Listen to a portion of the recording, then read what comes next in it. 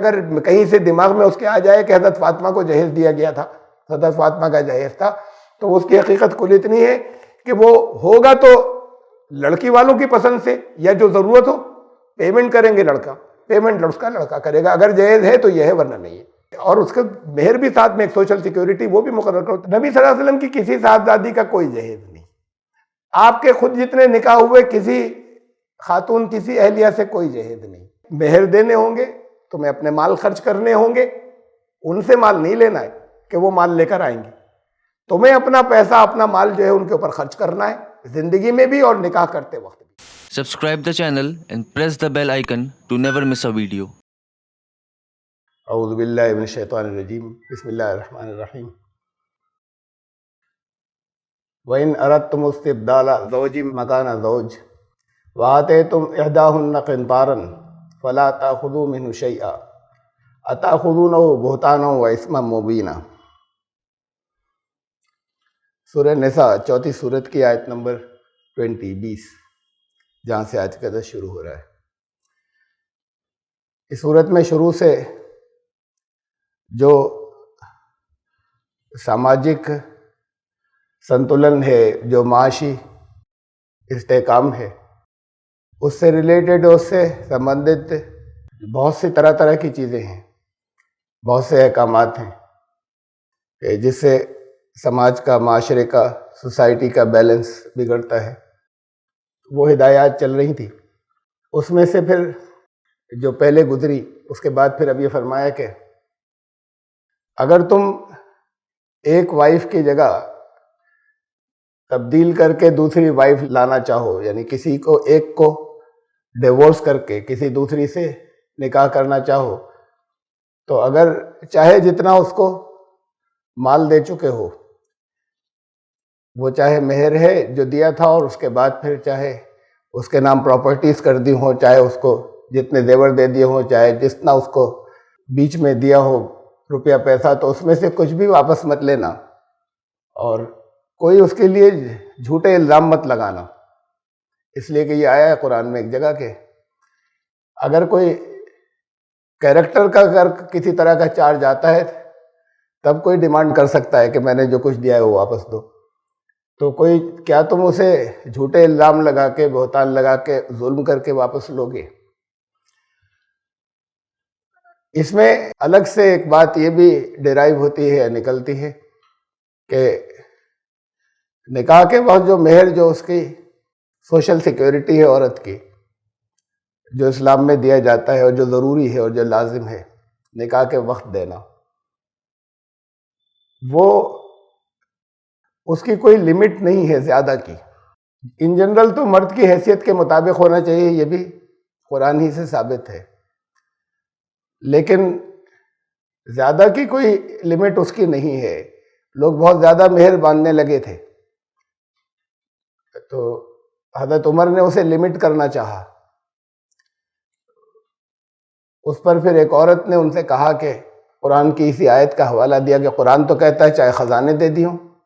اسے واپس مت لینا، تو اس کا مطلب یہ گنجائش ہے کہ جتنا دل چاہے کوئی دے، تو آپ کون ہیں اس کو سیمت کرنے والے؟ یہ ماحول تھا وہاں پر۔ حالانکہ کوئی جیسے آج کی دنیا میں کوئی گنتنتر ہوتا ہے، کوئی ڈیموکریسی ہوتی ہے، ایسا نہیں تھا کہ جگہ جگہ پہلے ہر کانسٹیٹوئنسی کے الیکشن ہوتے ہیں، پھر وہ آپس میں الیکٹ کر کے ایک سرکار بناتے ہیں، منتری منڈل ہوتا ہے، چیف منسٹر، مکھ منتری یا پرائم منسٹر ہوتا ہے، تو یہ ہوتا ہے کہ لوگوں کا۔ لیکن اس کے بعد ان کے اوپر شروع میں اکثریت نے، جن لوگوں نے ان کے ہاتھ پہ بیعت کر لی خلیفہ کے، اس کے بعد جو کچھ وہ کہیں وہ قانون مانا جاتا ہے۔ اس میں اب یہ نہیں ہے کہ اب پہلے یہ کہاں سے پاس ہوگا، پہلے پارلیمنٹ کے اندر ہاتھ اٹھائے جائیں گے۔ ان سے اتنے پاورفل، اور پھر وہ حضرت عمر کے دور تک آتے ہوئے جو ان کی اسٹیٹ تھی وہ بہت بڑی ہو چکی تھی، اس کے اندر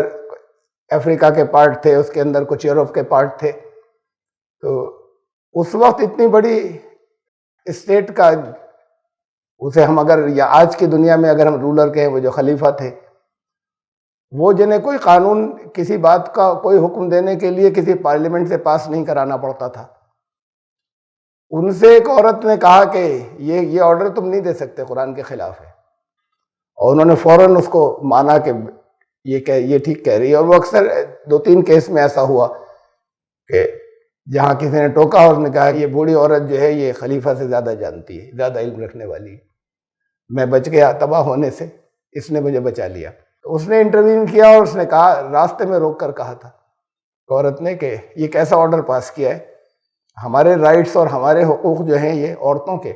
یہ اس کے خلاف ہے۔ اگر چونکہ ایسا نہیں ہے کہ یہ تو آپس کا ایگریمنٹ ہے، اس میں اگر کسی کی گنجائش نہیں ہے تو وہ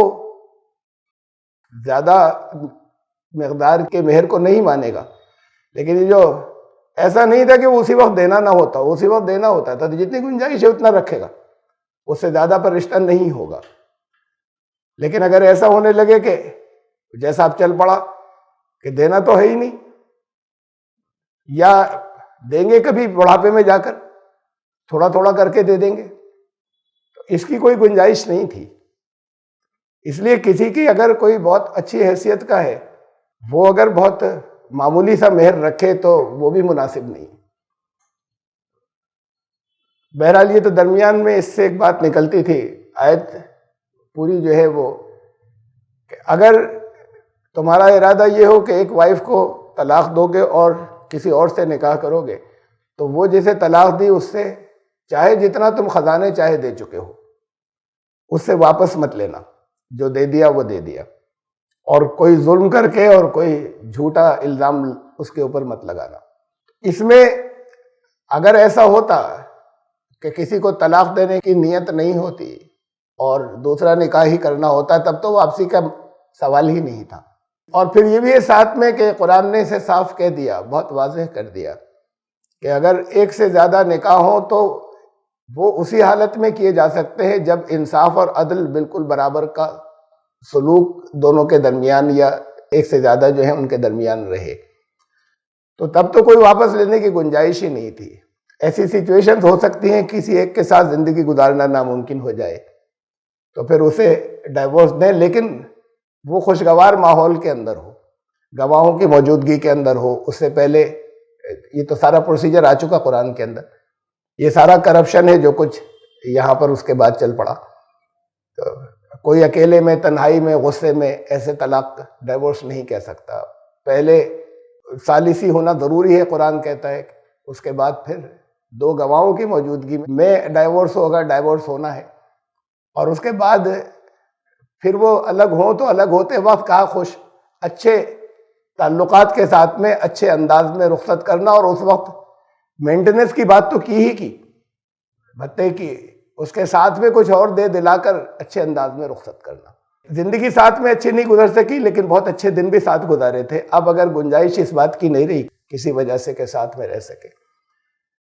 یہ ڈیورس کی آسانی جو ہے جو اسلام نے رکھی طلاق کی، ایسی آسانی نہیں جو اس وقت چل پڑی، جو کافی عرصے سے نظر آتی ہے چاروں طرف۔ ایسی سہولت یا ایسی آسانی نہیں جو لوگوں نے اب اختیار کر لی ہے، جس کے خلاف ابھی قانون بنا یہاں پر، اور وہ قانون ایسا ہی ہے تقریباً قریب باقی اس کی ڈیٹیلز جو ہیں، تفصیلات ایسی ہو سکتی ہیں جو 3 طلاق پر، ٹرپل ڈائیورس پر یہاں پر لا بنا بھی، اس کی تفصیلات تو ایسی ہو سکتی ہیں کہ جس پر دوبارہ سے غور کرنے کی ضرورت تھی اگر برسلہ بورڈ اور دوسرے مسلمانوں کے نمائندے بجائے اس کے کہ اس کی مخالفت کریں۔ ایک وہ قانون وہ بن رہا تھا جو اسلام نے کہا تھا، جو بنا رہے تھے، سزا بھی اسلام نے رکھی، یعنی اسلام نے ڈائریکٹ نہیں لیکن تعزیز حضرت عمر اپنے دور میں کوئی اگر ایک دفعہ میں 3 طلاق کہہ دیتا تھا تو کوڑے لگواتے تھے۔ تو جو بن رہا تھا وہ اس کا زیادہ حصہ اسلام کے مطابق تھا، جو قانون بن رہا تھا اس کی سب نے مل کر مخالفت کی۔ اگر وہ مخالفت نہیں کی ہوتی اور رائے لے کر آتے کہ دیکھیں اس میں یہ چند چیزیں جو ہے ایسی ہیں کہ اس سے ناانصافی ہو جائے گی، اس سے نقصان ہوں گے، اس کا مس یوز ہو جائے گا، تو اسے مانا جاتا، اسے اچھی اسپرٹ میں لیا جاتا۔ لیکن اب یہ تو پھر ایک طرف سے ساری مخالفت ہے، ایک طرف سے قانون بننا ہے، تو پھر اس کے اندر اگر کچھ چیزیں ایسی آ گئیں تو وہ قصور بھی ان لوگوں کا ہے جو سارے کھڑے ہوئے جنہوں نے مخالفت کی۔ یہ جو آسانی اور سہولت رکھی اسلام نے ڈیورس کی یا طلاق کی، اور صرف اسلام نے ہی رکھی ہے، دوسرے مذاہب میں ہمیں نہیں ملتی۔ اس کی بہت حکمتیں ہیں۔ نہ تو یہ ایسے دی جا سکتی ہے جیسے اب یہ کانسیپٹ بن گیا کہ کسی وقت غصہ آیا کہہ دیا طلاق طلاق طلاق، تو یہ تو سزا دینے کی بات ہے، کوڑے لگنے کی، جس کا اب قانون بھی بن گیا۔ حضرت عمر تو کوڑے لگواتے تھے اس پر۔ لیکن پورا پروسیجر جو اس وقت میں نہیں بیان کروں گا، گزر چکا، پورا پروسیجر جس میں بہت کافی عرصہ لگ جاتا ہے، کم سے کم درجے کو کافی عرصے کا مطلب 4 مہینے تو لگ ہی جاتے ہیں،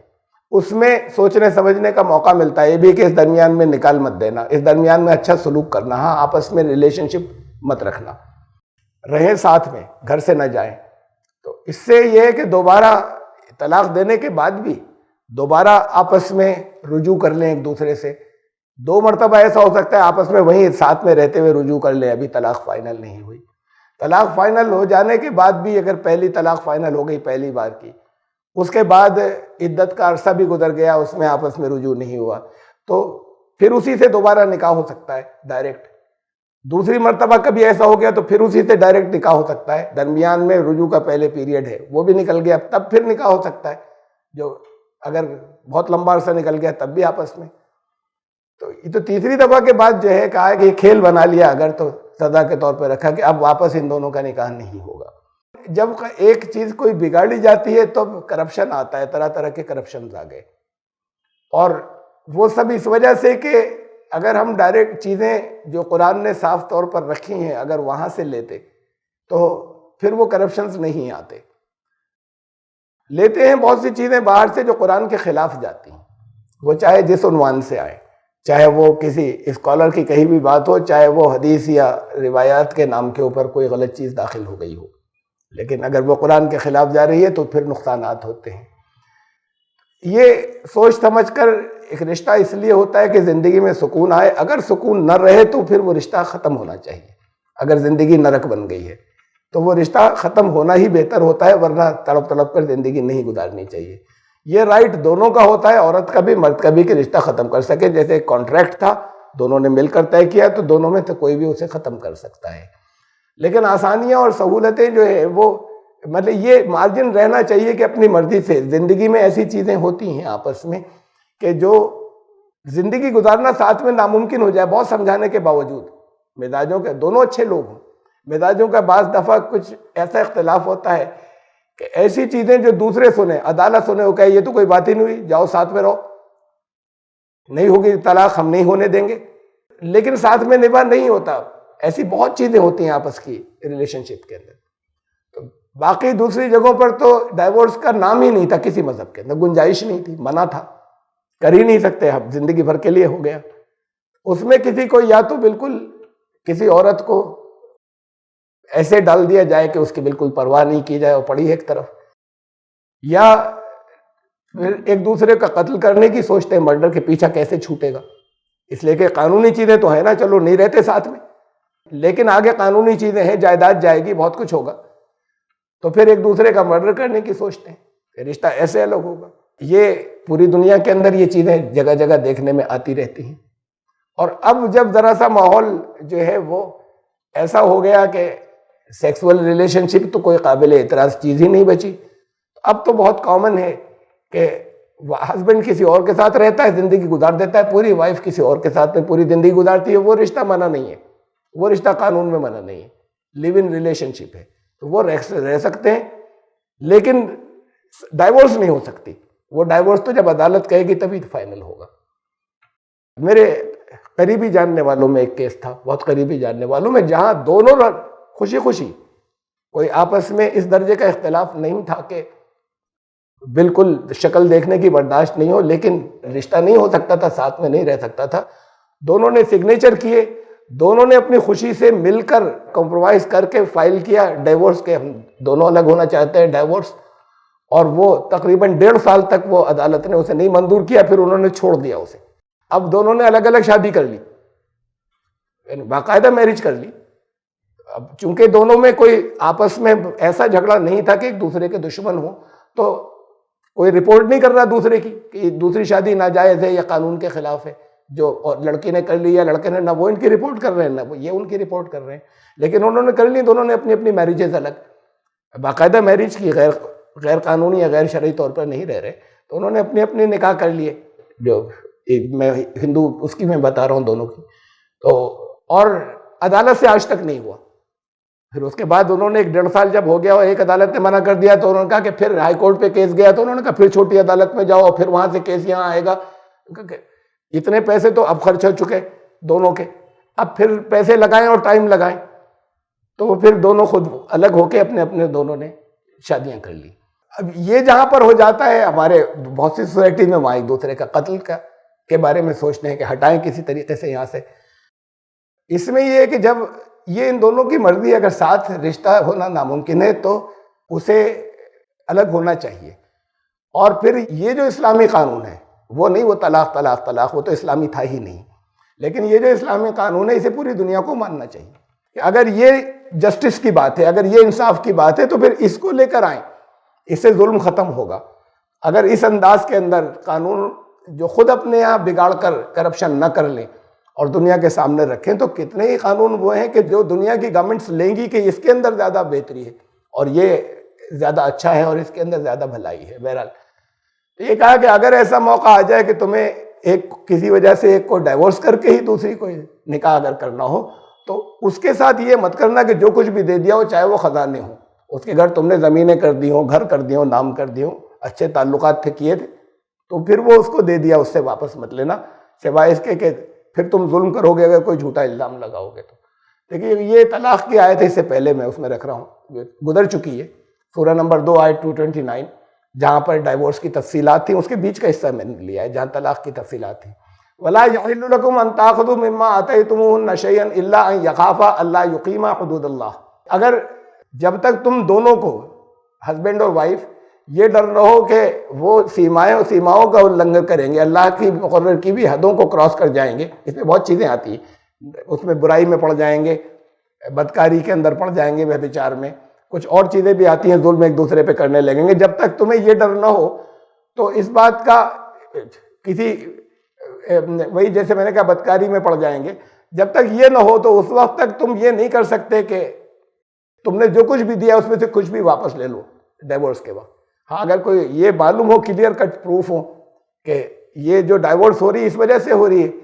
کہ کوئی ایک ان میں سے جو تھا وہ بدکاری کے، تو اس کیس میں تو یہ ہو سکتا ہے کہ ڈیمانڈ کر سکتے ہیں کہ جو میں نے دیا وہ واپس کرو۔ فَإِنْ خِفْتُمْ أَلَّا يُقِيمَا حُدُودَ اللَّهِ، اگر یہ خوف ہو کہ یہ لمٹس کراس ہو جائیں گی، فَلَا جُنَاحَ عَلَيْهِمَا فِي مَا افْتَدَتْ بِهِ، تو تب یہ ہو سکتا ہے کہ عورت الگ ہونا چاہتی ہو تو کر لے کہ جو کچھ اس نے لیا تھا کچھ واپس کر لے، اس کے اندر سے کچھ واپس کر دے، مہر جو تھا وہ واپس کر دے، اور دونوں جو ہے وہ اچھے انداز میں الگ ہو جائیں۔ تو اگر یہ ہو کہ یہ اگر ایسا ہوگا، ورنہ اس سے کچھ کسی طرح کی کوئی چیز لینا مت واپس۔ پھر واپس آ رہے ہیں ہم اسی سورہ نمبر 4 میں، وَكَيْفَ تَأْخُذُونَهُ وَقَدْ أَفْضَىٰ بَعْضُكُمْ إِلَىٰ بَعْضٍ وَأَخَذْنَ مِنكُم مِّيثَاقًا غَلِيظًا، اور تم ایسا کیسے کر سکتے ہو کہ اسے ڈیمانڈ کر دو جو کچھ تم نے دیا تھا واپس لینے کا۔ اسے دیکھو کہ کتنے اچھے لمحات گزارے ہیں پہلے، اس وقت اختلاف ہو گیا، اب رشتہ ختم ہو رہا ہے، لیکن کتنا اچھا ایک دوسرے کے ساتھ میں وقت گزارا ہے، کتنا ایک دوسرے کے ساتھ میں ایک دوسرے کو سکون دیا ہے، ایک دوسرے کے ساتھ میں کتنی بھلائیاں کی ہیں۔ اور پھر یہ کہ وہ جب نکاح ہوا تھا وہ اپنے آپ میں ایک پکا عہد تھا اور ارادہ تھا کہ زندگی بھر ساتھ نبھائیں گے، یہ بھی کیا تھا۔ تو اب وہ ساری چیزیں ختم ہو جائیں گی اگر کچھ اختلاف ہو گیا تو پھر ٹھیک ہے رشتہ ختم ہو رہا ہے، لیکن ایسا مت کرنا کہ کچھ ان سے واپس لو، اور اسے دیکھو کہ تم نے وقت کتنا اچھا گزارا ہے وہ ساری، تو اس وجہ سے، اور جب اچھا وقت گزارا تو تبھی دیا تھا، تو یہ اس لیے دیا تھا کہ آپس میں ایک دوسرے کے ساتھ میں جو محبت کا سلوک تھا دیا تھا۔ اب اختلاف ہو گیا تو اسے واپس نہیں لے سکتے، وہ تو ان دنوں کا بدلہ تھا یا ان دنوں کے جذبات تھے، بات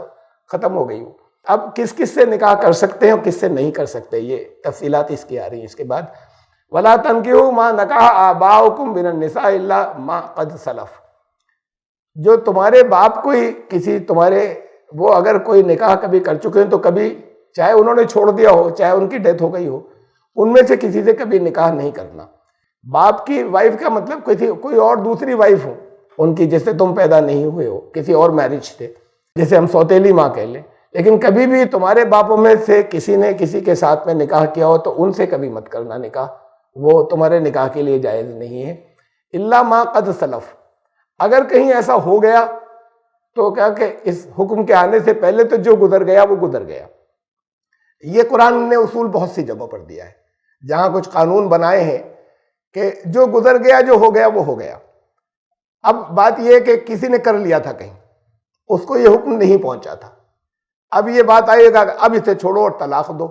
یا الگ کر دو، ان سے اولادیں ہو گئیں، زندگی گزر رہی ہے ساتھ میں، علم نہیں تھا،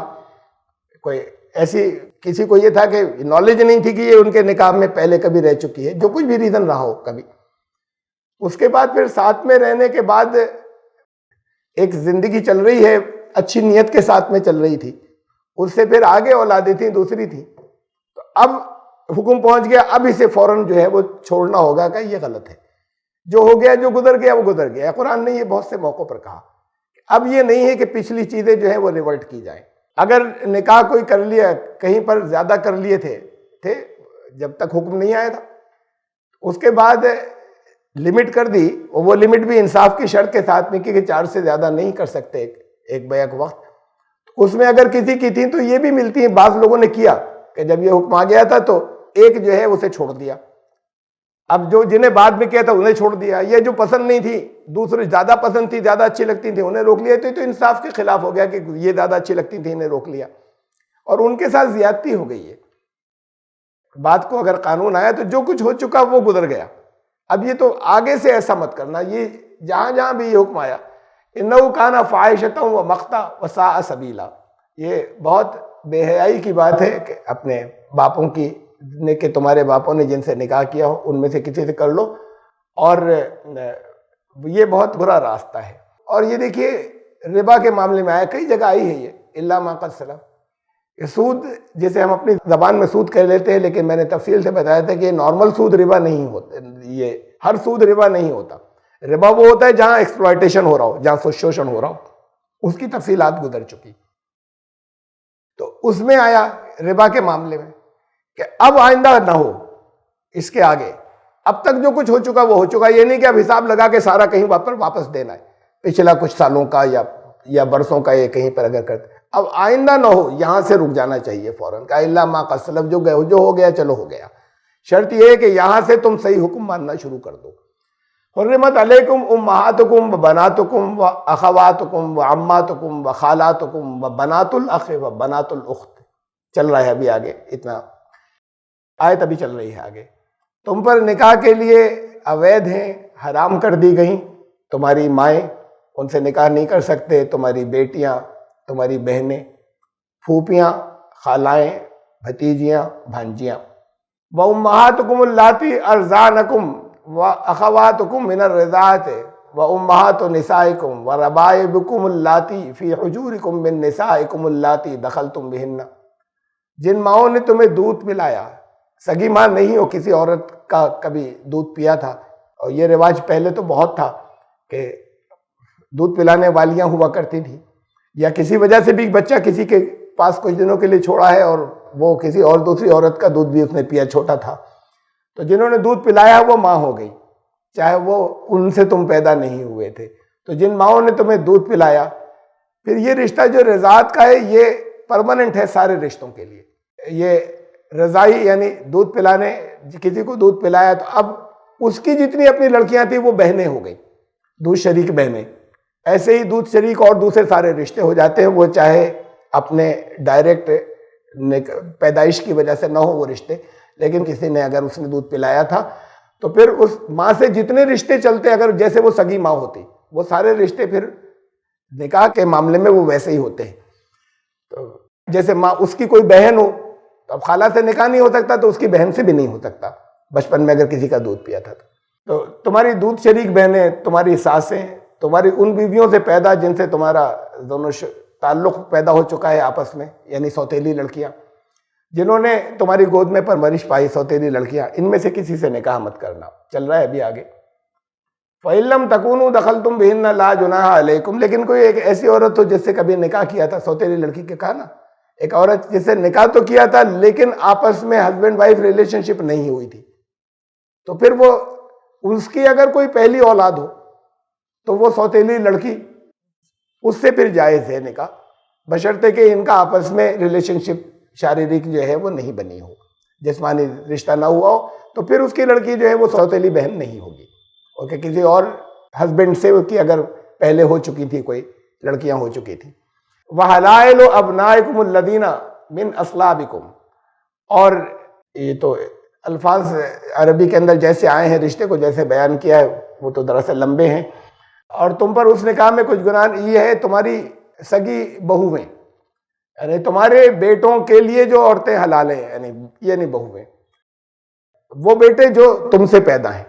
ڈائریکٹ تم سے پیدا ہیں، تو تمہاری وہ بہویں وہ نکاح کے لیے تمہارے اوپر حرام ہے کہ کسی وقت وہ طلاق دے دیں تو تم ان سے نکاح کر لو، تو وہ نہیں کر سکتے، یہ رشتے پرماننٹ حرام ہیں، یعنی اگر وہ الگ ہو جائیں، فری ہو جائیں تب بھی نہیں کر سکتے،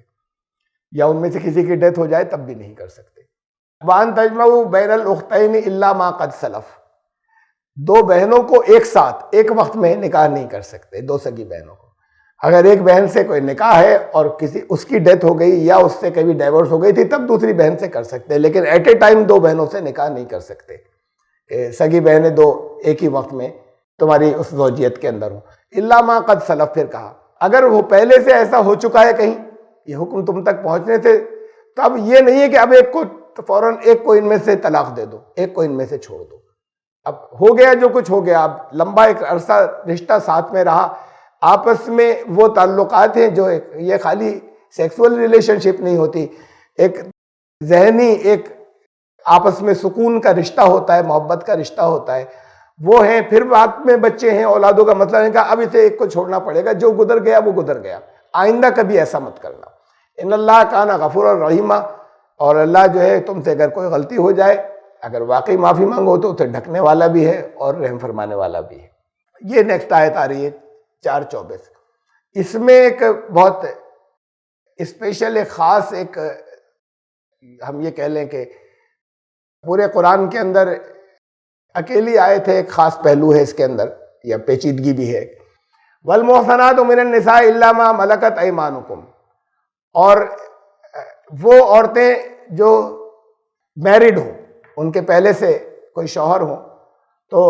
شوہر ہوتے ہوئے ان کے ساتھ میں ان عورتوں سے نکاح نہیں کر سکتے کہ کسی کی میرج کے اندر ہے، اس کے بعد ہم نے بھی کسی اور نے بھی اسے کر لیا اسی وقت میں، اگر وہاں سے ڈائیورس ہو گئی، الگ ہو گئی یا ہسبینڈ کا انتقال ہو گیا تب تو وہ فری ہو گئی، ورنہ شوہر والی عورتوں سے جس وقت شوہر موجود ہیں اس وقت نکاح نہیں ہو سکتا،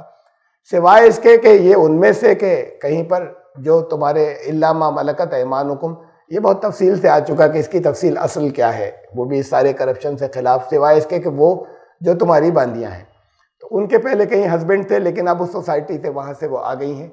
تو ان کے علاوہ کسی اور سے ایسا نہیں کر سکتے۔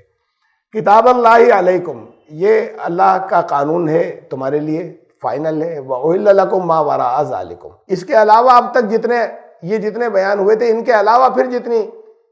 عورتیں ہیں ان سب سے نکاح تمہارے لیے حلال ہے۔ یہ آیت تو ابھی یہ آیت چل رہی ہے، لیکن یہاں تک کے ٹکڑے کو میں ذرا سا دوبارہ لوں گا اس پر کچھ بتانے کے لیے۔ پہلی بات تو یہ کہ مین اسکرپچر کا جہاں تک سوال ہے، جسے ہم یہ کہیں کہ اللہ کی کتاب یا خدا کا کلام، تو وہ جتنے ان کے اندر کسی میں بھی یہ قانون جو ہے ایسے بیان نہیں ہوا کہ کن رشتوں میں نکاح کر سکتے ہو اور کن سے نہیں کر سکتے، یہ بیان ہی نہیں ہوا کہ یہ کسٹم ہیں، رواج ہیں الگ الگ جگہوں کے، ان کسٹمز کے اوپر چلتے ہیں، یا اپنی جیسے نیچرل ایک لاجک ہوتی ہے کہ نہیں بہن تو بہن ہوتی ہے، ماں تو ماں ہوتی ہے، اس سے رشتہ نہیں کر سکتے، لیکن کسی جگہ کہیں مین اسکرپچرز کے اندر کہیں یہ ڈیٹیل آئی نہیں کسی اور جگہ، یہ قرآن نے رکھی کہ کن کن سے کر سکتے ہیں، اور اس کے بعد ان کے علاوہ پھر باقی عورتوں سے حلال ہیں۔ اب مثال کے طور پر یہاں نارتھ انڈیا کے اندر جو یہاں پر وہ لوگ جو اپنے آپ جو ہندو کہلاتے ہیں، ہندو بھائی بہن، ان کے یہاں یہ تصور ہے کہ 7 گوتر تک آپس میں ایک دوسرے سے کوئی رشتہ نہیں ہو سکتا، یہ کسی جگہ کہیں ورڈ آف گاڈ میں، خدا کے کلام میں، وید میں نہیں آیا۔ کب بنا کسٹم، کیسے بنا، بات کے جو اسکالر تھے ان لوگوں نے اگر اپنی کتابوں میں لکھا تو یہ لوکل کسٹم تھا، یہ ریلیجس لا نہیں تھا۔ اسی ہندو سماج میں، اسی دیش میں، اسی ملک میں، کرناٹک میں جو ہے وہ ماموں بھانجی کا ڈائریکٹ نکاح ہوتا ہے ہندوؤں میں۔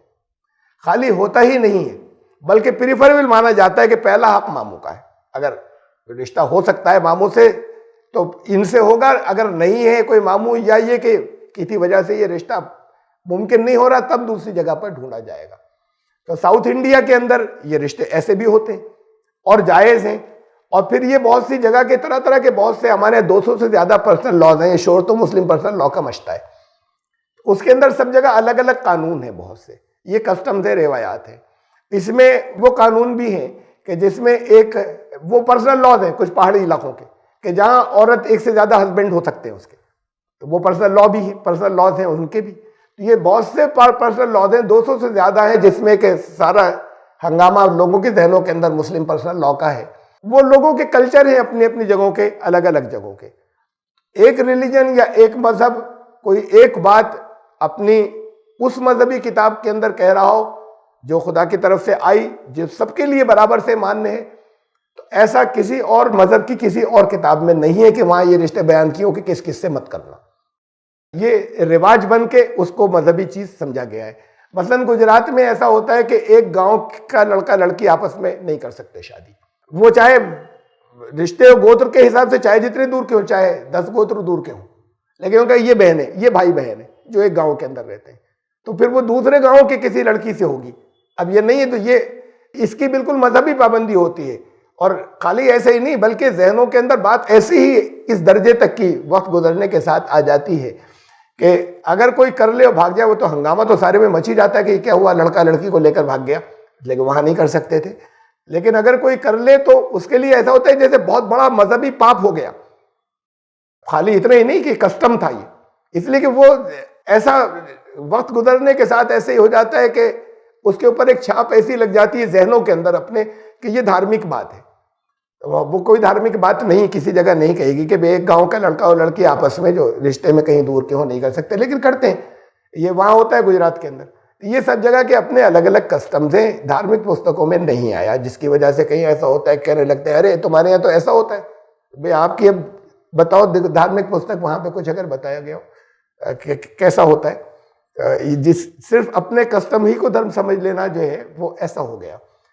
تو اس کے علاوہ کا جتنے رشتے ہیں تمہارے لیے جائز ہیں۔ یہ تو اتنے ٹکڑے کی، ابھی آیت آگے لمبی ہے، اتنے ٹکڑے کی میں تھوڑی سی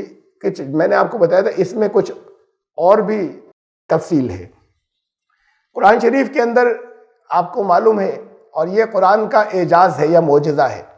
یا چمتکار کہہ لیں، کہ کم لفظ کے اندر بہت باتیں کہی گئی ہیں۔ اس میں ایسے ورڈز ہیں، ایسے الفاظ ہیں کہ جس میں ایک ایک لفظ کے کئی معنی ہیں۔ اس میں سے ان سارے معنوں کے ساتھ میں ہم بہت سے الگ الگ پہلو نکلتے ہیں۔ اگر کوئی ان میں سے کوئی میننگ ہم ایسا تو نہیں لے سکتے، یہ اصول ہے، جو قرآن کی کسی آیت یا حکم سے ٹکراتا ہو، ایسا کوئی میننگ نہیں لے سکتے ان میں سے۔ باقی ایک سے زیادہ میننگ ہے تو ان سارے میننگز کے ساتھ میں غور کرنے سے بہت سے پہلو نکلتے ہیں۔ کہیں کوئی سائنٹیفک بات ہوتی ہے، کہیں کوئی فقہ کا مسئلہ نکلتا ہے، وہ آدیش ہوتا ہے، کہیں کوئی ساماجک بات ہوتی ہے، ایک لفظ کے کئی معنوں کے ساتھ میں۔ اس میں سے صرف اسے چھوڑتے ہیں کہ جس کو ساتھ میں رکھنے یا پڑھنے سے قرآن ہی کی کسی جگہ کے وہ خلاف جا رہا ہو۔ یہ تو بہت ہے قرآن کے اندر، اور اس کی وجہ سے قرآن کے وہ بہت سے معجزے طرح طرح کے آتے ہیں سامنے، کہ جو کتنے جسے ہم سائنٹیفک کہہ لیں، ویگیانک کہہ لیں، کہ دیکھیں یہ چیز اس آیت سے ہی نکل رہی ہے اور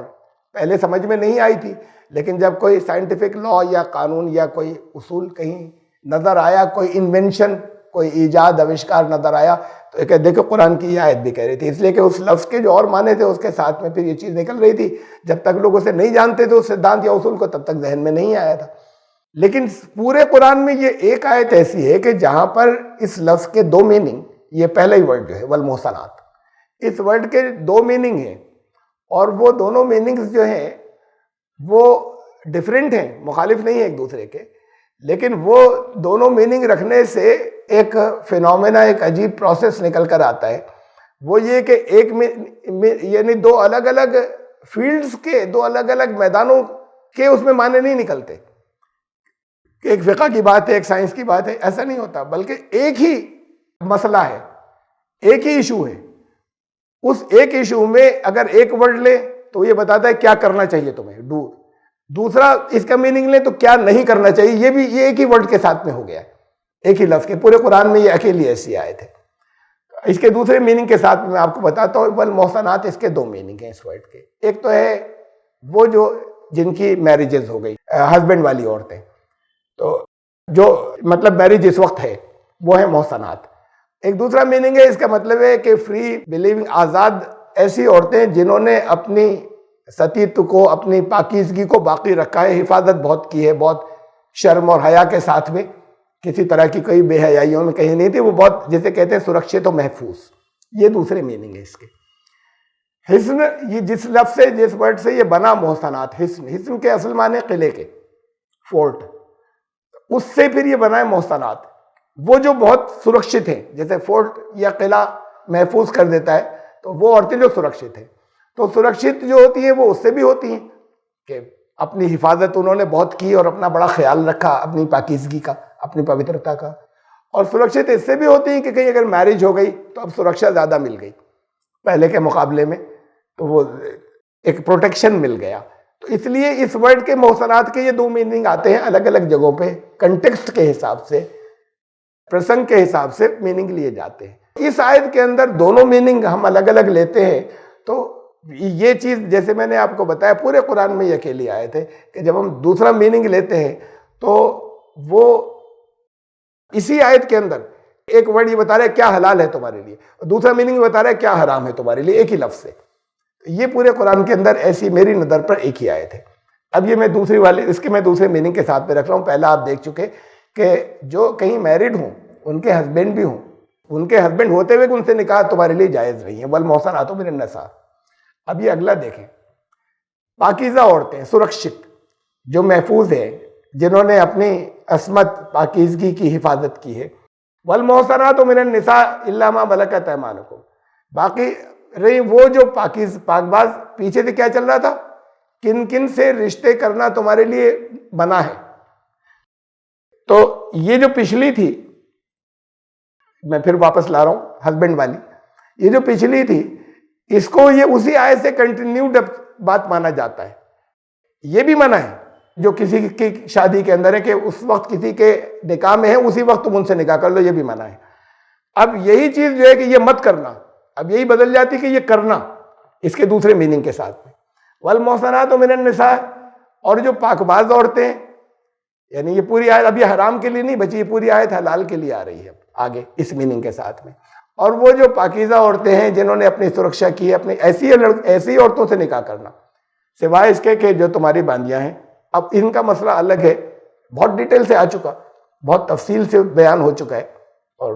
کیوں کس وجہ سے یہ کہا کہ یہ نہیں اور ان کے ساتھ میں کیا، یہ کچھ تفصیل ابھی اس سے اگلی آیت میں آئے گی تو واضح ہو جائے گی، اور کل بہت سی اور گزر چکی ہے. کتاب اللہ علیکم، یہ اللہ کا قانون ہے تمہارے لکھ دیا. وَأُحِلَّ لَكُم مَا وَرَاءَ ذَلِكُمْ، اور وہ جو پہلے، اس سے پہلے جو پچھلی آیت میں جو کچھ بیان ہوا تھا ان کے علاوہ سب تمہارے لیے حلال ہے. ابھی اس سے پچھلی میں کیا تھا پھر دکھاؤں میں. شوہر والی یعنی یہاں تک کا پارٹ، پچھلی آیت اور یہ ملا کر یہ سب تمہارے لیے حرام ہے، ان کے علاوہ سب حلال ہے. یہ والمحصنات، یہ محصنات بھی جو ہے وہ تمہارے لیے، یعنی شوہر والی وہ حرام ہے، یا یہ محصنات تمہارے لیے حلال ہیں. یہ دوسرے میننگ کے ساتھ میں یہ تمہارے لیے حلال ہے. مقصد یہ کہ تم وہ پاکیزہ ہوں، اچھی ہوں. تو وہ آگے وَأُحِلَّ لَكُم مَا وَرَاءَ ذَلِكُمْ، اور اس سے پہلے جو کچھ بیان ہوتا رہا ہے پچھلی آیت تک، ان کو چھوڑ کر باقی سب سے رشتہ جائز ہے، وہ تمہارے لیے حلال ہے. یہ جو ہے خاوند والی، اسے دیکھیے، یہ میں فرق دکھا دوں آپ کو. باقی سب نے صرف ایک ہی ٹرانسلیشن لیا ہے.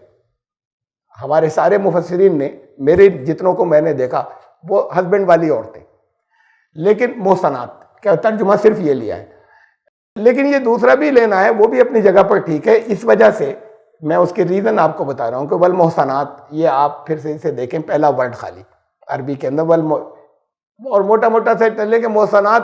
ہسبینڈ والی عورتیں تمہارے لیے حرام ہے، منع ہے، اوید ہے. اب قرآن میں دوسری جگہ دیکھیے، محصنات تمہارے لیے جائز ہے صاف لفظوں میں. تو اب اگر ایک ہی ورڈ، یہ کلرڈ کر دیا میں نے اس کو، آج تمہارے لیے سب پاک چیزیں حلال کر دی گئی، محسنات اور ایمان والی پاک عورتیں جو پاکیزہ ہیں وہ بھی حلال ہیں، صاف لفظوں میں کہ وہ تمہارے لیے حلال کر دی گئی، اور تم سے پہلے جن لوگوں کو کتابیں دی گئی تھی ان کی بھی عورتوں کے ساتھ میں نکاح تمہارے لیے حلال ہے۔ تو یہ صاف لفظوں میں کہ محسنات، کلیئر کٹ لفظوں میں کو تمہارے لیے حلال کیا گیا۔ وہاں پر آپ بریکٹ میں خالی پڑھ رہے تھے اس سے پچھلی کے اندر کہ محسنات تمہارے لیے حرام ہے، یہ بریکٹ میں حرام پڑھ رہے تھے پیچھے سے ملا کر، اور یہاں صاف صاف لفظوں کے ہے کہ محسنات تو حلال ہے۔ تو اس لیے اس کا ٹرانسلیشن پیچھے سے ملا کر یہ ہوتا ہے کہ شوہر والی عورتیں حرام ہیں، اور جب اس کا دوسرا ٹرانسلیشن لیتے ہیں تو کہا کہ یہ تمہارے لیے جو پاکیزہ، محفوظ، اپنی عصمت، اپنے ستیتو کی سرکشا کرنے والی عورتیں تمہارے لیے حلال کی گئی۔ تو اب لیکن حلال کیسے ہیں، جائز کیسے ہوں گی جتنی بھی ہیں باقی سب؟ ان تبتغوا باموالکم محسنین غیر مسافحین، تمہیں مہر دینے ہوں گے، تمہیں اپنے مال خرچ کرنے ہوں گے، ان سے مال نہیں لینا ہے کہ وہ مال لے کر آئیں گے، تمہیں اپنا پیسہ، اپنا مال جو ہے ان کے اوپر خرچ کرنا ہے، زندگی میں بھی اور نکاح کرتے وقت بھی۔ وہ محسنین غیر مسافحین، تمہاری نیت اس کے اندر ان کو سرکشا پردان کرنے کی ہونی چاہیے، خود تمہارا اچھا کردار رہے، غیر مسافحین، رشتہ ایسا نہ ہو کہ خالی تم اپنی انرجی کو ویسے ادھر ادھر بہاؤ، بلکہ ایک زندگی ساتھ میں گزارنی ہے، بہت سے حق ہیں، حقوق ہیں، بہت سی ذمہ داریاں ہیں، تو یہ آوارگی کے لیے نہیں کہ تم مسافین، صفح لفظ جو ہے، صفح لفظ کا مطلب بہا دینا، یعنی اپنی انرجی کو یا خالی مزے کے لیے ادھر ادھر ضائع کر دو، ایسا مت کرنا۔ اس نیت کے ساتھ میں ان کو لے کر آنا کہ وہ خالی کوئی کھلونے نہیں ہیں کہ تمہیں اپنی جنسی خواہشات پوری کرنی ہو۔ محسنین کے دونوں میننگ ہیں کہ تم خود بھی جو ہے وہ اپنی حفاظت رکھنا اپنے کردار کی، اور ان کی حفاظت کرنا، تو ان کو سرکشا پردان کرنا، غیر مسافحین اس شکل میں ان کو لا سکتے ہو اور ان سے نکاح کرو گے جو حلال ہیں، کہ وہ خالی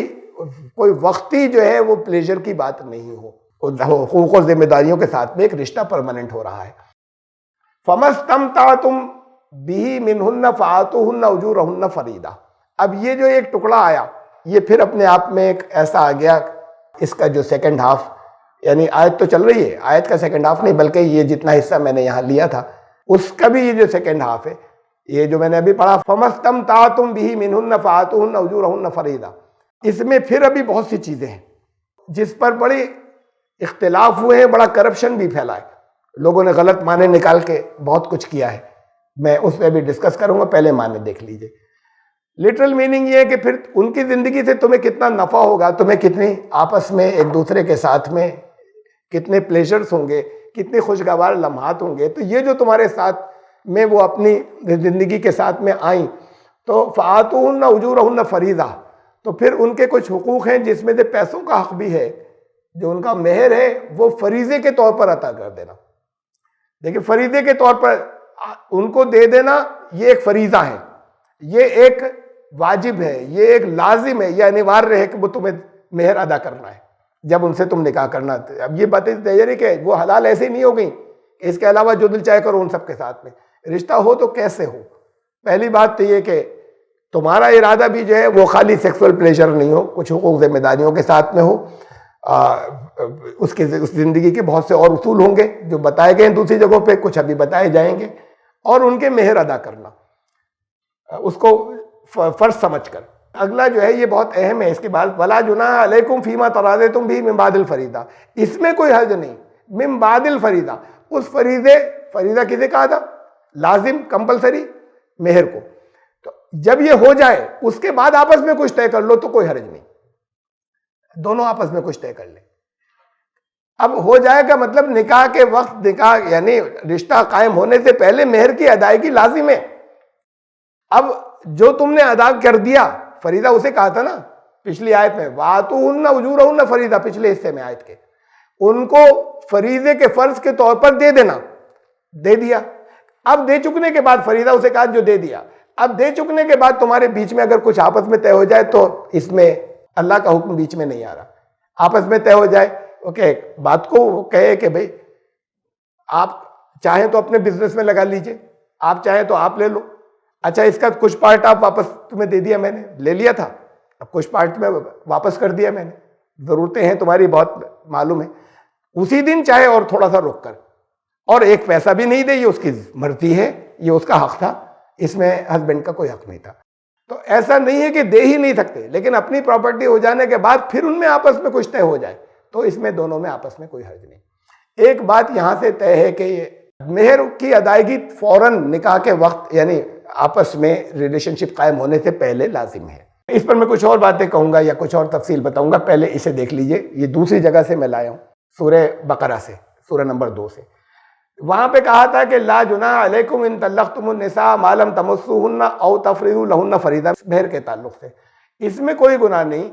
کہ اگر کہیں ایسا ہو جائے کسی وقت آپس کے دونوں کے شاریرک سمبند جسمانی تعلق قائم ہونے سے پہلے ہی طلاق ہو جائے، نکاح کے بعد کوئی چیزیں ایسی معلوم ہوئی جو پہلے نہیں معلوم تھی، ڈسکلوز ہو گئی اچانک جو پہلے نہیں معلوم تھی، تو پھنس نہیں گئے، اس موقع پہ اگر طلاق ہو جائے تو معلوم تمسوهن کہ تم نے ان کو ہاتھ نہیں لگایا تھا، اور تفریضوا لهن فریضہ، اور یہ فریضہ یہ جو تھا مہر مقرر کرنا، یہ بھی نہیں ہوا تھا۔ اس کا مطلب مہر مقرر کرنا وہاں تک ہو سکتا ہے جہاں آپس میں ریلیشن شپ قائم ہو، یہ جو پہلے سے کرتے ہیں یہی اچھا ہوتا ہے، لیکن کسی وجہ سے رہ گیا تو پھر اس وقت طے کر لیں، اور اصل میں طے کرنا تو ان دو ہسبینڈ وائف کا ہوتا ہے۔ یہ الگ بات ہے کہ شرم اور لحاظ اور اس کی وجہ سے نہیں ملتے، آپس میں نہیں طے کرتے، تو بڑے طے کر دیتے ہیں آپس میں مل کر۔ لیکن اگر ایسا وقت نہیں آیا کہ مہر مقرر کیا تھا اور ابھی ان کو ہاتھ بھی نہیں لگایا تھا، اور پھر اگر ڈائیورس آ گئی، ایسی سچویشن ارائز ہو گئی، تو کہا کہ پھر ان کو جو رخصت کرنا تو ایسے نہیں، تب بھی کچھ دے کر رخصت کرنا۔ وَمَتِّعُهُنَّ عَلَىٰ مُوسِعِ قَدَرُهُ وَعَلَى الْمُقْتِرِ قَدَرُهُ مَتَاعًا بِالْمَعْرُوفِ، تو ان کو جب الگ کرنا یا ڈیورس کرنا تو ان کو اپنی حیثیت کے حساب سے، یعنی کتنا، ایسے نہیں کہ کچھ دے دیا، یہ کہا ہسبینڈ کی حیثیت کے حساب سے، جو اچھی حیثیت کا ہو وہ زیادہ دے، کم حیثیت کا ہے اپنی حیثیت کے مطابق ان کو کچھ دے کر رخصت کرے۔ یہ الگ بات ہے کوئی دھوکہ ہوا تھا، کوئی گڑبڑ ہوئی تھی جو معلوم ہو گئی کہ اب یہ رشتہ نہیں ہو پائے گا، پھر اس سے پہلے اگر الگ ہوئے ہیں اور مہر بھی ابھی نہیں مقرر ہوا تھا تب بھی دینا ہوگا۔ یہاں تو وہی نہیں دیتے جو سچ مچ ہوتا ہے، وہ اس کی وہی نہیں دیتے، کہ تب بھی دینا، اور وہ بھی یہ ایک اصول معلوم ہو گیا کہ شوہر کی حیثیت کے مطابق ہوگا۔ تو اگر کوئی اچھے پیسے والا ہے تو پھر وہ اس کو وہ زیادہ دے، فکس نہیں کیا یہاں پر، اس لیے کہ مہر نہیں مقرر ہوا تھا۔ حقاً علی المحسنین، یہ اچھا احسان کرنے والے یا توازن یا سنتلت کام کرنے والوں کے لیے یہ حق ہے، ان کے اوپر یہ فرض ہے۔ وَإِن طَلَّقْتُمُوهُنَّ مِن قَبْلِ أَن تَمَسُّوهُنَّ وَقَدْ فَرَضْتُمْ لَهُنَّ فَرِيضَةً فَنِصْفُ مَا فَرَضْتُمْ، اور اگر ایسا ہو گیا ہے کہ مہر طے ہو چکا تھا اور اس کے بعد ابھی ان کو ہاتھ نہیں لگایا اور طلاق ہو گئی، اور مہر تو پہلے طے ہو گیا تھا، تب پھر اس کا 50% دینا، مہر جتنا تھا تب بھی دینا، یعنی ابھی ہے کہ مہر کس بات کا، تب بھی مہر دینا، اور آدھا مہر تب بھی دینا، چاہے اگر ہاتھ لگانے سے پہلے طلاق ہو گئی۔ تو اب ایک بات کلیئر ہو رہی ہے کہ اس وقت تک، یہاں سے پچھلی آیات میں نے رکھی کہ جب تک آپس میں جب دونوں ایک دوسرے سے ملیں یا ایک دوسرے سے سمبند اسٹیبلش، اس سے پہلے تک مہر مقرر ہو جانا ضروری ہے اور مہر کی ادائیگی ضروری ہے۔ اب پھر واپس میں آ رہا ہوں اس کے اوپر کہ اب اگر تمہارا فآتوہن اجورہن فریضہ، اگر تم ان سے جو زندگی بھر جو ان کے تمہارے ساتھ میں رہیں گی، تمہیں ان سے جو کچھ فائدے حاصل ہوں گے، ان کو ان کے مہر فریضے کے طور پہ ادا کر دینا۔ وہ لے کر آئیں گی، یہ کانسیپٹ نہیں ہے اسلام کے اندر، تمہیں ان کے اوپر خرچ کرنا ہوگا، ان کے گھر کا بھی انتظام کرنا ہوگا اور ان کے لیے دینا بھی ہوگا۔ دیکھیے اس میں مہر کے تعلق سے میں اتنا آپ کو بتاؤں، 3 واقعات۔ ایک نبی اکرم صلی اللہ علیہ وسلم کا خود اپنا نکاح حضرت عائشہ سے نکاح ہوا، رخصتی نہیں ہوئی، 2 سال تک نہیں ہوئی، تو ان کے حضرت عائشہ کے والد حضرت ابوبکر نے ادب سے پوچھا کہ اے اللہ کے رسول، اپنی آپ شریک حیات کو بلا کیوں نہیں لیتے، کیوں 2 سال بعد ادب سے پوچھا، تو وجہ بتائی کہ میرے پاس مہر نہیں دینے کو، بعد کو دے دیتے، زندگی میں کبھی اور دے دیتے، کہ مہر نہیں دینے کو اس لیے 2 سال رخصتی نہیں ہوئی تھی۔ پھر حضرت ابوبکر نے ایز اے گفٹ، تحفہ تو لینا جائز ہے، ایز اے گفٹ وہ رقم رسول اللہ صلی اللہ علیہ وسلم کی خدمت میں پیش کی جو مہر مقرر ہوا تھا، مہر کی ادائیگی، پھر رخصتی ہوئی اس کے بعد 2 سال کے بعد۔ ایک واقعہ پھر دوسرا ہی گھر کا، نبی صلی اللہ علیہ وسلم کی فیملی کا، حضرت فاطمہ اور حضرت علی کا نکاح ہوا۔ حضرت فاطمہ صاحبزادی تھی، حضرت علی چچازاد بھائی تھے لیکن عمر میں بہت چھوٹے تھے، حضور کے چچازاد بھائی تھے لیکن عمر میں بہت چھوٹے تھے۔ اور آپ سے اور خود پالا تھا، ان کی کفالت کی تھی، اس لیے کہ ابو طالب جو ان کے والد تھے، نبی اکرم صلی اللہ علیہ وسلم کے چچا، ان کے حالات بہت کمزور تھے، تو اب ان کو حضرت علی کو ایک طریقے سے بچپن سے انہوں نے، رسول اللہ صلی اللہ علیہ وسلم خود بھی غریب تھے لیکن جو بھی کرتے تھے، تب حضرت خدیجہ تھیں، ان کا مال تھا، ان کی کفالت خود کی تھی، خود پالا تھا ان کو، تقریباً ایک طریقے سے ان کو فائنینس کیا تھا بچپن سے۔ اب جب نکاح کا موقع آیا، نکاح کے لیے ہوا کہ بھئی ان دونوں کا ساتھ میں نکاح کر دیا جائے، ان کا اخلاق کردار بہت اچھا تھا، اپنے بچے کو انہیں دینا پسند کیا، تو ان سے حضرت علی کو بلا کر پوچھا کہ علی مہر میں دینے کو کیا ہے تمہارے پاس؟ انہیں تو معلوم تھا کیا ہے اور کیا نہیں ہے ان کے پاس، خود پالا تھا، ان سے بلا کر پوچھنے کی تو کوئی بات نہیں تھی، یہ پوچھنا اس لیے تھا کہ وہ لوگوں نے سنا اور ہم تک بھی بات پہنچی، آپ تک پہنچ جائے، اس لیے پوچھا تھا۔ تو ان سے پوچھا علی تمہارے پاس کیا ہے؟ تو انہوں نے کہا کہ اے اللہ کے رسول، آپ تو جانتے ہیں میرے پاس تو کچھ بھی نہیں، میری پراپرٹیز میں، پراپرٹی کے نام پہ ایک گھوڑا ہے، ایک وہ آرمر ہے، زرہ جو پہنی جاتی ہے، ذرا بختر جسے کہتے ہیں، وہ بہت مہنگی ہوتی تھی، ہر ایک کے پاس نہیں ہوتی تھی، اور میں گھوڑا تو رکھو، اسے بیچ کر آؤ، یہ کہتے بات کو کما کر دے دینا، اسے بیچ کر آؤ۔ وہ بیچنے نکلے، حضرت عثمان نے خریدی، انہیں بھی معلوم تھا یہ سب باتیں پہنچی تھی، پیسے والے تھے، پہلے بھی وہ کاسٹلی ہوتی تھی لیکن انہوں نے جتنی اس کی ویلیویشن ہوتی اس سے زیادہ قیمت دی، خرید لی، وہ بات کو ایسے گفٹ واپس بھی کر دی، ایسے گفٹ کر دی واپس، لیکن اس سے زیادہ پیسے دے کر خرید لی۔ 480 درہم میں وہ زیرہ خریدی، اس 480 درہم کے 3 پارٹس ہوئے، ایک پارٹ مہر ادا ہوا، اس کا مہر جو ان کو جس کی وجہ سے انہیں بیچنی پڑی تھی، وہ کہا تھا بیچو جا کر، ایک پارٹ مہر تھا، ایک پارٹ اس کا بعد میں جو کچھ ولیمہ انہوں نے کیا اس میں، اور خوشبو اور دوسری چیزیں اس کے لیے تھی خریداری کی، اس میں خرچ کیا، اور ایک پارٹ وہ جو حضرت فاطمہ کا جہیز کہلاتا ہے، ایک پارٹ اس پر خرچ ہوا۔ نبی صلی اللہ علیہ وسلم کی کسی صاحبزادی کا کوئی جہیز نہیں، آپ کے خود جتنے نکاح ہوئے کسی خاتون، کسی اہلیہ سے کوئی جہیز نہیں، کسی اور جگہ جتنے صحابہ کے جو کوئی نکاح ہوئے کوئی جہیز نہیں، اس کیس میں ایک جہیز آ رہا ہے، لڑکی کے گھر کا سامان۔ یہ تیار کس نے کیا؟ نبی اکرم صلی اللہ علیہ وسلم کی جو بیویاں تھیں، ازواج مطہرات، ام المومنین، ان لوگوں نے تیار کیا، اس لیے کہ حضرت علی کے گھر میں کچھ نہیں تھا، سیپریٹ گھر ہی نہیں تھا، تو ان کے پاس اپنا کچھ بھی نہیں تھا، پرسنل کچھ نہیں تھا، حضور صلی اللہ علیہ وسلم کے ساتھ رہتے تھے، تو اب اپنا سیپریٹ کچھ کرنا ہے، گھر میں کچھ منیمم چیزیں کم سے کم درجے کی ہونی چاہیے، تو ضرورت ہے گرفتی کی کچھ چیزوں کی، تو پھر وہ انہوں نے تیار کی، اس گھر میں تیار ہوئی، اس کا پیمنٹ انہوں نے کیا، خود پالا ہے، تو ان کی جو اپنی چیز تھی، کا اسے بیچو جو پرسنل ہو گئی تمہاری، اسے بیچ کر اس سے پے کرو اسے۔ اگر کہیں سے دماغ میں آ جائے کہ حضرت فاطمہ کو جہیز دیا گیا تھا، حضرت فاطمہ کا جہیز تھا، تو اس کی حقیقت کل اتنی ہے کہ وہ ہوگا تو لڑکی والوں کی پسند سے، یا جو ضرورت ہو پیمنٹ کریں گے، لڑکا پیمنٹ اس کا لڑکا کرے گا، اگر جہیز ہے تو یہ ہے، ورنہ نہیں ہے، نہیں ہوتا کہ بھئی تمہاری ذمہ داری ہے کہ اسے رکھو، لڑکی بچے، اور اس کا مہر بھی ساتھ میں ایک سوشل سیکیورٹی وہ بھی مقرر کرو تاکہ اپنی زندگی میں اپنی مرضی سے کچھ خرچ کر سکے۔ تو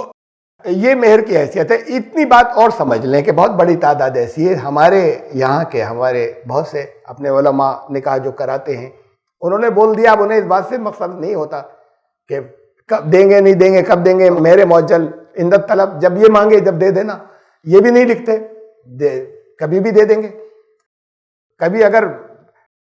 بہت بڑے حصے کے اندر ایسا ہوتا رہا ہے کہ موت کے وقت معاف کرا لیتے ہیں، بھئی مہر تمہارا اب تک نہیں دیا تھا، معاف کر دو، تو اب تو اس وقت جذباتی بات ہوتی ہے، کچھ اور کہنے کو نہیں ہوتا کہ اچھا چلو معاف کر دیا تم، یہ پوری زندگی گزارنے کے بعد۔ اگر کچھ عرصے کے بعد بھی دیا، فرض کرو 20 سال بعد دیا، تو اتنے دنوں اس کا یہ حق تو مارا گیا کہ اپنی مرضی سے، اور اس کے اندر شوہر کا کوئی پارٹ نہیں ہوتا کہ اس کی مرضی سے، اپنی مرضی سے کچھ وہ خرچ کرتی، اپنے لیے کچھ کرتی، تو یہ حق تو رائٹ تو مارا گیا نا، اس لیے فوراً دینا ضروری ہے۔ یہ اصول اپنی جگہ، الا ما قد سلف، کہیں یہ نہیں معلوم تھا، ہمارے علم والوں نے نہیں بتایا، اس کی پابندی نہیں کروائی، ہمارے علم والوں کے اگر نہیں فہم ہوا، بلکہ ایک واقعہ اور 1 منٹ لگے گا سن لیجئے، کہ ایک عورت آئی رسول اللہ صلی اللہ علیہ وسلم کے پاس، اور اس نے کہا کہ میں نے اپنے آپ کو ہبہ آپ کے لیے کیا، ہبہ یعنی جیسے مجھے آپ قبول کر لیں، آپ کو اپنی نکاح میں دینا چاہتی ہوں بغیر کسی مہر کے۔ تو خاموش بیٹھے رہے، منہ دوسری طرف رکھا، مطلب اسے پسند نہیں کیا۔ اس کے بعد وہیں پر کچھ اور لوگ تھے تو اس میں سے ایک نے کھڑے ہو کر کہا یا رسول اللہ میرا نکاح کروا دیجیے ان سے. وہ ان کو دیکھا غور سے, تن پہ کپڑے بھی پورے نہیں تھے. اسے پوچھا تمہارے پاس مہر میں دینے کو کیا ہے؟ کہ یا رسول اللہ یہ جو کچھ بھی ہے, جتنے بھی تن پہ کپڑے ان کے علاوہ کچھ بھی نہیں ہے. وہ بھی ادھورے تھے, میرے پاس کچھ نہیں. تو انہوں نے کہا ایسے نہیں ہو سکتا, کچھ تو لاؤ گے مہر میں. تو پھر یہ فرمایا کہ چاہے ایک لوہے کا چھلا ہو لیکن کچھ تو مہر میں لاؤ گے اپنی حیثیت کے حساب سے. ایسے نہیں ہوگا نکاح, یعنی یہ نہیں ہوگا کہ بات کو دے دینا کما کر. تو پھر ایک بھی واقعہ میں ایک بھی ایسا نہیں ملتا. لوگوں میں اس میں غلط فہمی ہو سکتی ہے سمجھنے میں چیزیں. جب قرآن کی آیات اتر رہی تھی ہر بات ہر ایک کو نہیں معلوم ہوتی تھی. تو لیکن ہمیں ایک بھی واقعہ ایسا نہیں ملتا کہ جب رسول اللہ صلی اللہ علیہ وسلم کی نالج میں آ گیا ہو اور آپ نے یہ اجازت دے دی کہ مہر بات کو دے دینا. کوئی نہیں پوری تاریخ کے اندر. جب علم میں نہیں آیا ایسا کوئی واقعہ ہو گیا ہو, کوئی حوالہ دے دے تو دے دے, ورنہ ایک بھی نہیں ہے ایسا کہ جب آپ کو معلوم ہو رسول اللہ صلی اللہ علیہ وسلم کو اور بغیر مہر کے آپ نے اجازت دے دی. خود اپنے گھر میں نہیں ہوا, باہر کا ایک میں نے آپ کے سامنے ایک کیس رکھا. یہ اصول اپنی جگہ الا ما قد سلف. اگر اس وجہ سے کہ اس مسئلے کو ٹھیک سے نہیں سمجھے یا غلط سمجھے یا غلطی جان کی جیسے بھی ہوا ہے, لیکن عوام کو نہیں معلوم ہوا علم والوں کے ذریعے کہ یہ لازم تھا تبھی, تو اگر کچھ پہلے جو کچھ ہو گیا تو اس سے کوئی رشتہ ناجائز نہیں ہو گیا. الا ما قد سلف, جو ہو گیا ہو گیا. پھر لوگ اب ادا کر دیں جنہوں نے نہیں کیا. اور اگر ایسی حیثیت نہیں ہے, چونکہ پہلے سے نہیں معلوم تھا, ایسی حیثیت نہیں کہ ابھی کر سکتے ہیں, تو پھر جتنی جلدی ممکن ہو سکے ادا کر دیں جن کے نہیں ہوئے, جب جیسے گنجائش ہو. اس لیے کہ نکاح کے وقت یہ تصور نہیں تھا یا بتایا نہیں گیا تھا. تو یہ تو مارجن ہے, لیکن جتنے اور نئے نکاح ہوں ان کی میں اس کی گنجائش نہیں ہے کہ مہر جو ہے اس کی ادائیگی نہیں ہو. یہ اس آیت سے ایک بات یہ جو فائنل ہوتی تھی. اور پھر اس میں بہت سے پہلو ہیں جس میں بہت لمبے ڈسکشن کی ضرورت ہے, اگلی مرتبہ آئیں گے. یہ جو آگے ہے صرف اتنا سا میں حوالہ دے دوں کیا موضوع ہے آگے اسی آیت کے اندر. یہ ٹکڑا جو تھا فَمَسْتَمْتَعْتُمْ بِهِ مِنْهُنَّ فَآتُوهُنَّ أُجُورَهُنَّ فَرِيضَةً, یہ ٹکڑا. پھر جو تم ان سے نفع اٹھاؤ تو پھر ان کے فریضے کے طور پہ مہر ضرور ادا کرنا. یہ آیت جو ہے اس کو مسلمانوں کے ایک گروہ نے, ایک گروپ نے, اور خاص طور سے وہ لوگ جو شیعہ کہلاتے ہیں, جو اپنے آپ کو شیعہ کہتے ہیں, ان لوگوں نے میننگ اس کے ڈیفرنٹ کیے ہیں. یہ ورڈ جو آیا, یہ جو بیچ میں آیا, یہ تم, یہ اس میں بیچ میں دیکھیے ما تا میم تے عین بیچ میں آ رہا ہے اس ورڈ کے. اس سے انہوں نے میننگ نکالا, اس کا ٹرانسلیشن کیا کہ پھر جب تم ان سے متا کرو تو پھر ان کے مہر ضرور دے دینا. اس کا ٹرانسلیشن سارے شیعہ مفسرین نے یہی کیا ہے. یہ میں نے ایک کا حوالہ دیا مولانا محسن علی نجفی, لیکن سارے شیعہ مفسرین اس کا ٹرانسلیشن اس ٹکڑے کا یہ کیا ہے کہ تم ان سے جو متا کرو. اب یہ متا کیا ہوتا ہے تفصیلات میں اگلی بار رکھوں گا, کیوں حرام ہے, کیوں ناجائز ہے, کیوں یہ ترجمہ نہیں کیا جا سکتا, یہ تفصیلات میں اگلی بار رکھوں گا. دیکھیے وہ چیزیں بھی کہ جو سنی لوگ کرتے رہے, طلاق کے معاملے میں شیعہ صحیح راستے پر تھے, سنی غلط تھے. میں انہیں بھی ہمیشہ کہتا رہا, جن چیزوں میں غلط شیعہ غلط راستے پہ, سنی میں انہیں بھی کہتا ہوں, کہنا ضروری ہوتا ہے. اس لیے یہ گڑبڑ کہاں ہوئی ہے, ساری گڑبڑ جو ہوئی ہے وہ اس جگہ پہ ہوئی ہے کہ آپ نے قرآن کو فائنل اتھارٹی نہیں رکھا, اور مختلف لوگوں سے جو ہر ایک کے اپنے یہاں کی حدیثیں یا روایات کہلاتی ہیں, اس میں بہت کچھ صحیح ہے, کچھ چیزیں غلط بھی آ گئی ہیں, لیکن وہ ہر ایک کے اپنے کہ ہم اسے زیادہ ریلائبل مانتے ہیں, ہم اسے زیادہ ریلائبل مانتے ہیں, ہم اسے, وہ اس سے تشریح کرتے رہتے ہیں, فرق آنے کے بعد چیزیں گڑبڑ ہوتی رہی ہیں. یہ جو ہے متا, اس کے اندر کچھ بھی رقم آپس میں کسی لڑکی سے طے کے خفیہ طور پر اعلان بھی نہ کریں, گواہ بھی نہ ہو, کہا کہ میں نے تم سے 1 گھنٹے کا نکاح کر لیا, یہ بیان ہو جانا چاہیے. بس شرط اتنی ہے کہ کہہ دیں میں نے تم سے 1 گھنٹے کا متا نکاح کیا, ٹائم ضرور بیان ہو جائے تو بس وہ جائز ہے. تو وہ 1 گھنٹے کا متا کا نکاح کیا تو 1 گھنٹے بعد وہ ٹوٹ جائے گا نکاح, خود ختم, چھٹی, کوئی ذمہ داری ایک دوسرے کی نہیں. میں نے تم سے 1 سال کا کیا, 1 سال بعد وہ نکاح خود بخود ٹوٹ جائے گا, کوئی ذمہ داری نہیں, کوئی پراپرٹی اس کے اندر کسی طرح کا کوئی حصہ نہیں, اس وقت کی بھی ذمہ داری نہیں, ان کا ہر خرچہ ورچہ اٹھانے کی, اپنا کھائیں پیئیں بس. یہ تو خالی سیکسول ریلیشن شپ کے ساتھ میں, سیکس کے لیے ساتھ میں آ جائے. تو اب یہ جو کرپشن ہے یہ اس لفظ میم تے عین سے نکالا گیا, اور اس کی تاریخ میں دلیلیں لاتے ہیں, سنی بھی لاتے ہیں, لیکن کہتے ہیں بات کو منع کر دیا گیا تھا, شروع میں ہوتا تھا, قرآن کا حکم آنے کے بعد منع کر دیا. شیعہ کہتے ہیں نہیں پرماننٹ آج تک جاری ہے. دیکھیے قرآن میں بھی ہے یہ اس لفظ سے. کیوں قرآن میں اس لفظ سے نہیں ہے؟ اور پیچھے سے چلا آ رہا ہے, جس نکاح کی بات چل رہی ہے اسی کی تفصیلات چل رہی ہیں. یہ ایک تیسری طرح کا نکاح کہاں سے آ گیا؟ ان کا اس لفظ سے آیا اور اس سے آیا ہسٹری سے جو کچھ ہوتا رہا ہے. اس کی تفصیلات میں رکھوں گا اگلی بات کہ کیوں یہ کرپشن ہے, کیوں یہ غلط ہے, کیوں یہ خالی بدکاری ہے, ویبچار ہے, جس کو دھرم کے نام پر جائز کر دیا ہے ایک بہت بڑے حصے نے, اور اس پر زور دیتے ہیں کہ نہیں یہ تو باقی رہے گا دھرم کا حصہ. اور خود انہی کے کچھ, زیادہ نہیں لیکن خود انہی کے کچھ بہت بڑے علماء جس میں آیت اللہ لیول کے بھی ہیں, انہوں نے مخالفت کی, انہوں نے کہا کہ یہ سب کرپشن ہے, اسے ختم ہونا چاہیے. تو ان کے خلاف پورا جیسے ایران دیش یا پوری شیعہ کمیونٹی ہو گئی ان لوگوں کے خلاف. کہیں کہیں ایسا ہوا کہ انہیں اپنے شہروں سے ہٹنا پڑا اور بھاگنا پڑا. جن آیت اللہ ہے, جن بڑے مجتہدین نے یہ کہا یا ثبوت دیے کہ یہ غلط ہے. یہ تفصیلات جو ہیں پورا ایک موضوع اچھا خاصا ہو جائے گا. تو یہ انشاءاللہ زندگی رہی تو میں آگے لاؤں گا. اور یہ بس یہی ابھی آیت وہی چل رہی ہے 424. تو اس 424 کی تفصیل میں, آیت نمبر 24 کی تفصیل میں انشاءاللہ ہم آگے زندگی رہی تو پھر اگلی مرتبہ تفصیل اس کی رکھیں. الحمدللہ رب العالمین.